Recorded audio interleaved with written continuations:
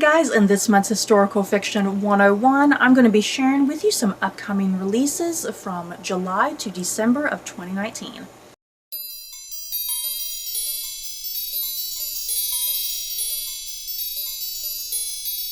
So yeah guys, as always, I love historical fiction. It's the halfway point of the year, meaning there's a whole new batch of historical fiction books about to come out for the remainder of the year. So I have 20 books I want to share with you guys. And yeah, this is just a small sampling. Okay, this is just a small sampling of all the books that I found. There is so many. The historical fiction genre just is massive every single year. So yeah, this is just a small sampling. Anything I left out, just yeah, type down below what I'm missing so I can go check them out too. And as always, I'm going to be looking here at my computer so I can get through these books faster. And dear freaking God, that glow on my face. I do apologize, you guys, but there's not really anything I can do about that. Anyway, let's get started. Let's get started, I should say. I'm not sure what I just said. Yeah, the first recommendation I have here is Chimes of a Lost Cathedral, and this is actually book 2 in the Revolution of Marina M series. I do own the first book. I haven't read it yet. But yeah, if you love the Revolution of Marina M, there is a second book. And the synopsis for this one: after the events of the Revolution of Marina M, the young Marina Marikova finds herself on her own amid the devastation of the Russian Civil War. Pregnant and adrift in the Russian countryside, forced onto her own resourcefulness to find a place to wait out the birth of her child, she finds new strength and self-reliance to fortify her in her sojourn and to prepare her for the hardships and dilemmas still to come. When she finally returns to Petrograd, the city almost unrecognizable after 2 years of revolution, the haunted, half-empty, starving capital of once had been... What? I'm a little confused there with the wording here on Goodreads. She finds the streets teeming with homeless children, victims of war. Now, fully a woman, she takes on the challenge of caring for these Civil War orphans until they become the tool of tragedy from an unexpected direction. But despite the ordeal of war and revolution, betrayal and privation and unimaginable loss, Marina at last emerges as the poet she was always meant to be. So yeah, if you love the Revolution of Marina M, there is this second book that you may be interested to pick up. Next, Dragonfly by Lila Meacham. At the height of World War II, 5 idealistic young Americans receive a mysterious letter from the OSS asking them if they are willing to fight for their country. The men and women from very different backgrounds: a Texan athlete with German roots, an upper-crust son of a French mother and a wealthy businessman, a dirt-poor Midwestern fly fisherman, an orphaned fashion designer, and a beautiful female fencer, all answer the call of duty, but each for a secret reason of his or own. They bond immediately in a group code named Dragonfly. Soon after their training, they are dropped behind enemy lines and take up their false identities, isolated from one another except for a secret drop box, but in close contact with the powerful Nazi elite who have Paris under siege. Thus begins a dramatic and riveting cat-and-mouse game as the young Americans seek to stay under the radar until a fatal misstep leads to the capture and the firing squad execution of one of their team. But is everything as it seems, or is this one more elaborate act of spycraft? Marley by John Clinch? I think it's Clinch. You all can probably guess from this what this is about before I even get going. Young Ebenezer Scrooge and Jacob Marley are very different in temperament when they meet in the gloomy confines of Professor Drab's Academy for Boys, but they form a bond that will endure for the rest of their lives. As years go by, with Marley's genius for deception and Scrooge's brilliance with numbers, they build a shipping empire of dubious legality and pitiless commitment to the slave trade, concealing their true investments under the noses of the London authorities. Circumstances change, however, when beautiful Belle Fairchild steps into Ebenezer's life and calls into question the practices that made him wealthy. Under the influence of a newfound passion, Ebenezer tries to turn Scrooge and Marley's business toward better ends, but his partner is not ready to give up his unsavory past or easy profits so quickly. Ignoring the cost to themselves and those around them, the two engage in a shadowy war against each other, leading to an unforgettable reckoning that will echo into their futures. So yeah, a retelling of A Christmas Carol by Charles Dickens, you guys. But yeah, giving Ebenezer Scrooge and Jacob Marley like this really intense background and drama with one another, that sounds pretty awesome. Meet Me in Monaco by Hazel Gaynor. I always look forward to a new book by Hazel Gaynor. Set in the 1950s against the backdrop of Grace Kelly's whirlwind romance and glamorous wedding to Prince Rainier of Monaco, New York Times best-selling author Hazel Gaynor and Heather Webb take the reader on an evocative, sun-drenched journey along the Côte d'Azur. I'm not French. You guys, I'm not French. In this page-turning novel of passion, fate, and second chances. This is essentially about Grace Kelly. If you love her and her story and whatnot, this is all about her. Next up, this is definitely something I am highly anticipating, you guys. I cannot wait to get my hands on this. This is Milady by Laura L. Sullivan.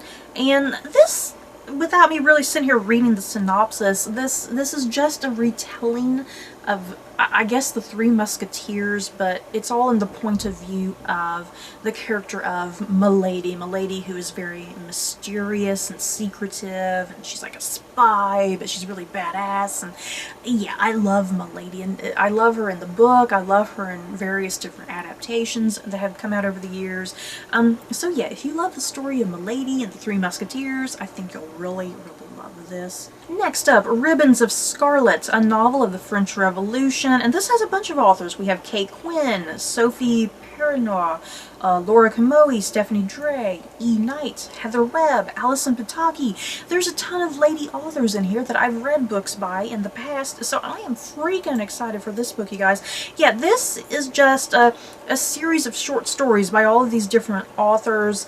It says 6 best-selling and award-winning authors bring to life a breathtaking, epic novel illuminating the hopes, desires, and destinies of princesses and peasants, harlots and wives, fanatics and philosophers, 6 unforgettable women whose paths crossed during one of the most tumultuous and transformative events in history, the French Revolution.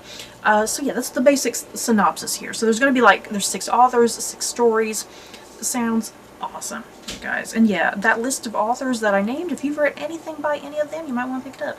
Next up, The Accomplice by Joseph Cannon. 17 years after the fall of the Third Reich, Max Weil has never forgotten the atrocities he saw as a prisoner at Auschwitz, nor the face of Dr. Otto Schramm, a camp doctor who worked with Dr. Mingle, how was his name pronounced? Dr. Mingling? Something? I used to know how to pronounce the name, now I can't get it out of my head how it's pronounced. But yeah, the infamous doctor who had all those just terrible, appalling experiments that he was doing on Jewish prisoners. His character Max, his family was sent to the gas chambers. So as the war came to a close, Schramm was one of the many high-ranking former Nazi officers who managed to escape Germany for new lives in South America, where leaders like Argentina's Juan Perón gave them safe harbor and new identities. With his life nearing its end, Max asks that his nephew, Aaron, an American CIA desk analyst, to complete the task Max never could, to track down Otto in Argentina, capture him, and bring him back to Germany to stand trial. This is basically about, it says it takes place 17 years after the fall of the Third Reich, essentially. This young man, he was at Auschwitz, his parents died. Yeah, he was put under experiments by this doctor. So yeah, he wants his nephew to hunt down this doctor so he can get justice, essentially. So this sounds awesome. This sounds really good. Next up, The Flight Girls by Noelle Salazar. 1941. Audrey Coltrane has always wanted to fly. It's why she implored her father to teach her at the little airfield back home in Texas. It's why she signed up to train military pilots in Hawaii when the war in Europe began. And it's why she insists she is not interested in any dream-derailing romantic involvements, even with the disarming Lieutenant James Hart, who fast becomes a friend as treasured as the women she flies with. Then one fateful day, she gets caught in the air over Pearl Harbor just as the bombs begin to fall, and suddenly nowhere feels safe. To make everything she's lost count for something, Audrey joins the Women Air Force Service Pilots program. The bonds she forms with her fellow pilots reignites a spark of hope in the face of war, and especially when James goes missing in action. Oh no! This gives Audrey the strength to cross the front lines and fight for everything she holds dear. So yeah, this is about lady pilots during World War II, guys. Next up, The Fountains of Silence by Rita Septes. Madrid, 1957. Under the fascist dictatorship of General Francisco Franco, Spain is hiding a dark secret. Meanwhile, tourists and foreign businessmen flood into Spain under the welcoming guise of sunshine and wine. Among them is 18-year-old Daniel Matheson, the son of Texas oil tycoon, who arrives in Madrid with his parents, hoping to connect with the country of his mother's birth through the lens of his camera. Photography and fate introduce him to Ana, whose family's interweaving obstacles reveal the lingering grasp of the Spanish Civil War, as well as chilling definitions of fortune and fear. Daniel's photographs leave him with uncomfortable questions amidst shadows of danger. He is backed into a corner of decisions to protect those he loves. Lives and hearts collide, revealing an incredibly dark side to the sunny Spanish city. Ooh. The Golden Hour by Beatrice Williams. This is another one that I'm actually kind of excited to get my hands on at some point. It takes place in the Bahamas, 1941. Newly widowed Lenora Lulu Randolph arrives in Nassau to investigate the governor and his wife for a New York Society magazine. After all, American readers have an insatiable appetite for news of the Duke and Duchess of Windsor, the glamorous couple whose love affair nearly brought the British monarchy to its knees 5 years earlier. What more intriguing backdrop for their romance than a wartime Caribbean paradise, a colonial background for kingpins of ill-gotten empires? Or so Lulu imagines, but as she infiltrates the Duke and Duchess's social circle and the powerful cabal that controls the island's political and financial affairs, she uncovers evidence that beneath the glister of Wallace and Edward's marriage lies an ugly and even treasonous reality. In fact, Windsor-era Nassau seizes with spies, financial swindles, and racial tension, and in the middle of it all stands Benedict Thorpe, a scientist of tremendous charm and murky national loyalties. Inevitably, the willful and wounded Lulu falls in love. Of course she does. Then Nassau's wealthiest man is murdered in one of the most notorious cases of the century, and the resulting cover-up reeks of royal privilege. Benedict Thorpe disappears without a trace, and Lulu embarks on a journey to London and beyond to unpick Thorpe's complicated family history, a fateful love affair, a wartime tragedy, and a mother from whom all joy is stolen. Yeah, Bahamas, 1940s.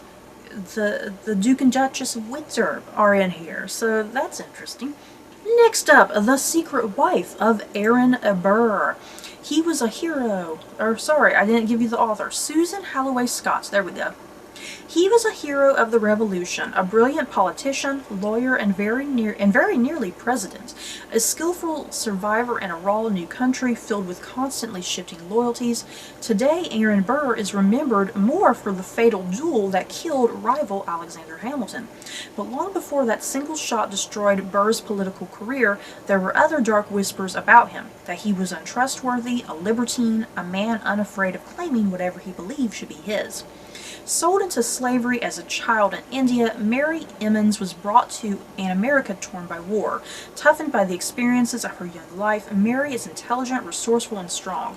She quickly gains the trust of her new mistress, Theodosia Provost, and becomes indispensable in a complicated household filled with intrigue, especially when the now widowed Theodosia marries Colonel Aaron Burr. As Theodosia sickens with the fatal disease that will finally kill her, Mary and Burr are drawn together into a private world of power and passion in a secret tangled union that would have shocked the nation. That sounds good. Next up, The Lost Daughter by Gil Paul. This takes place in 1918. With the country they once ruled turned against them, the future of the Romanov family hangs in the balance. When middle daughter Maria captures the attention of 2 of the guards, it will lead to the ultimate choice between right and wrong. So then we flash forward 55 years later, you guys. And yeah, there's apparently, you know what, there's no more synopsis. Hold on, let me just read this little bit of synopsis here, you guys. It's in quotes, it says, "I didn't want to kill her." End quote. With these cryptic words, Val's father dies, leaving her to unravel a mystery which unites 2 families who have faced unspeakable tragedy, and perhaps to finally offer an explanation which has long been overdue. That's all Goodreads. What kind of freaking Goodreads synopsis is this, you guys? This is a terrible synopsis. This didn't tell me anything. Okay, this is what I got from the synopsis. It sounds like it's going to have a historical fiction setting taking place in Russia in 1918 following Maria Romanov, who was the 3rd daughter of Tsar Nicholas II. And then it sounds like it's going to have a modern day setting following this woman who's probably going to uncover something about Maria Romanov. It's probably going to be one of those things about another Romanov survivor, I'm guessing. I'm going to predict that now. But yeah, Goodreads. This is a terrible synopsis on Goodreads, you guys. My God. Either way, it sounds exciting, though. It sounds like a good book. It just, yeah, really bad synopsis on Goodreads. It don't really make much sense. I had to sit there and figure it out on my own. Okay, next up. The Widow of Pale Harbor by Hester Fox. Maine, 1846. Gabriel Stone is desperate to escape the ghosts that haunt him in Massachusetts after his wife's death, so he moves to Maine, taking a position as a minister in the remote village of Pale Harbor. But not all is as it seems in the sleepy town. Strange and suddenly things have been happening, and the townspeople claim that only one person can be responsible. Sophorina Carver, a reclusive widow who lives with a spinster maid in the eerie Castle Carver. Sophorina must be a witch, and she almost certainly killed her husband. As the incidents escalate, one thing becomes clear. They are the work of a twisted person inspired by the wildly popular stories of Mr. Edgar Allan Poe. Oh god, this just got 10 times better, you guys. I love Edgar Allan Poe. And Gabriel must find answers, or Pale Harbor will suffer a fate worthy of Poe's darkest tales. Oh my freaking god, I gotta get this book. Next up, The 10,000 Doors of January. Talk about a title. By Alex E. Harrow. In a sprawling mansion filled with peculiar treasures, January Scholar is a curiosity herself. As the ward of the wealthy Mr. Locke, she feels little different from the artifacts that decorate the halls, carefully maintained, largely ignored, and utterly out of place. Then she finds a strange book, a book that carries the scent of other worlds, and tells a tale of secret doors, of love, adventure, and danger. Each page turn reveals impossible truths about the world, and January discovers a story increasingly entwined with her own.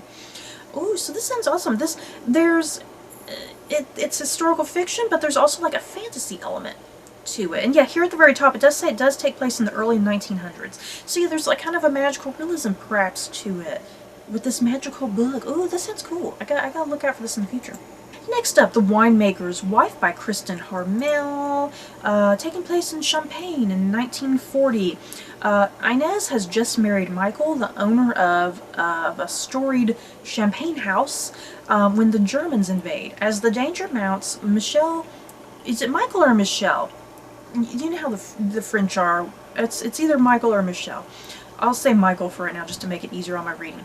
As the danger mounts, Michael turns his back on his marriage to begin hiding munitions for the resistance. Inez fears they'll be exposed. But for Celine, half-Jewish wife of somebody... Oh goodness, this plot just got a little weird, you guys. There's a half-Jewish character, there's a great risk for her, rumors abound of Jews being shipped east to an unspeakable fate. When Celine, who is the half-Jewish lady, when she recklessly follows her heart in one desperate bid for happiness and Inez makes a dangerous mistake with a Nazi collaborator, they risk the lives of those they love and the champagne house that ties them together. And then, yeah, there's also a New York 2019 section. Liv Kent has just lost everything when her eccentric French grandmother shows up unannounced, insisting on a trip to France. But the older woman has an ulterior motive and a tragic decades-old story to share. When past and present finally collide, Liv finds herself on a road to salvation that leads right to the caves of Misonchevue, something like that. There's a lot of French going on in this synopsis that I can't pronounce, you guys. I recommend going to Goodreads and figuring out what this summary is, you guys, because it's very complicated. The World That We Knew by Alice Hoffman. Let's see. In Berlin, at the time when the world changed, a honeycomb knows she must send her 12-year-old daughter away to save her from the Nazi regime. She finds her way to a renowned rabbi, but it's his daughter, Eddie, who offers a hope of salvation when she creates a mystical Jewish creature, a rare and unusual golem who is sworn to protect Leah. Once Ava is brought to life, she and Leah and Eddie become internally entwined, their paths fated to cross, their fortunes linked. Leah and Ava travel from Paris, where Leah meets her soulmate, to a convent in western France known for its silver roses, from a school in a mountaintop village where 3,000 Jews were saved. Meanwhile, Eddie is in hiding, waiting to become the fighter she's destined to be. What does it mean to lose your mother? How much can one person sacrifice for love? In a world where evil can be found at every turn, we meet remarkable characters that take us on a stunning journey of loss and resistance, the fantastical and the mortal, in a place where all roads lead past the angel of death, and love is never ending. This sounds interesting. This, once again, another synopsis. Goodreads, it feels like the Goodreads synopsis is a little everywhere. You gotta read it yourself. This is another book that I'm freaking excited about, you guys, that I just recently found out about. The Other Windsor Girl, a novel of love, royalty, whiskey, and cigarettes. Awesome. And it says here at the top, if you love The Crown on Netflix, then this is the book for you. So yes, I'm gonna get this. And so yeah, here at the top it also mentions, Princess Diana, Catherine Middleton, Meghan Markle, and then it says, glamorous Princess Margaret outdid them all. Springing into post-World War II society and quite naughty and haughty, she lived in a whirlwind of fame and notoriety. And yeah, the author of this book, Georgie Blalock, it says here that she captures the fascinating, fast-living princess and her set as seen through the eyes of one of her ladies-in-waiting. So yeah, this is about Princess Margaret, Elizabeth II's sister, you guys. Yeah, I love Princess Margaret on Netflix's The Crown. I'd absolutely love to read a book all about her. Next up, we have a Robin Hood retelling, you guys. This is Nottingham by Nathan McCarrick, something like that. Taking place in England, 1191. King Richard is half a world away, fighting for God and his own ambition. Back home, his country languishes, bankrupt and on the verge of anarchy. People with power are running unchecked. People without are grown angry. And in Nottingham, one of the largest shires in England, the sheriff seems intent on doing nothing about it. As the leaves turn gold in the Sherwood Forest, the lives of 6 people, Arable, a servant girl with a secret, Robin and William, soldiers running from their past, Marion, a noblewoman working for change, Guy of Gisborne, Nottingham's beleaguered guard captain, and Elena Gamwell, a brash, ambitious thief, become intertwined. So yeah, this sounds like a Robin Hood retelling, but it's kind of a couple little different things going on there. I love all things Robin Hood. I'll definitely have to keep my eyes out for this. Oh boy, you guys, a new Philippa Gregory books. It's called Thailands. This is going to be book 1 in the Fair Mile trilogy. I'm assuming it's a trilogy. It takes place in England, 1648. Midsummer's Eve, and England is in the grip of civil war between renegade king and rebellious parliament. The struggle reaches every corner of the kingdom, even to the remote Thailands, the marshy landscape of the south coast. Eleanor, a descendant of wise women crushed by poverty and superstition, waits in the graveyard under the full moon for a ghost who will declare her free from her abusive husband. Instead, she meets James, a young man on the run, and shows him the secret ways across the treacherous marsh, not knowing that she is leading disaster into the heart of her life. Suspected of possessing dark secrets in superstitious times, Eleanor's ambition and determination mark her out from her neighbors. This is the time of witch mania, and Eleanor, a woman without a husband, skilled with herbs, suddenly enriched, arouses envy in her rivals and fear among the villagers who are already who are ready to take lethal action into their own hands. So yes, this sounds good. I'm very excited for a new Philippa Gregory book, you guys, because yeah, she's strictly in the last several years has just written things about the Plantagenets and the Tudors. I'm excited to see her kind of branch out and do something else. And the last book that I have here to share with you guys, Where the Light Enters by Sarah Donati. And I think this is a sequel to a book called The Gilded Hour. I do own a copy of The Gilded Hour, but I have actually not read it yet. And yeah, I believe this is a continuation of that series. And yeah, this follows obstetrician Dr. Sophie Savard, who has returned home to the achingly familiar rhythms of Manhattan in the early spring of 1884 to rebuild her life after the death of her husband.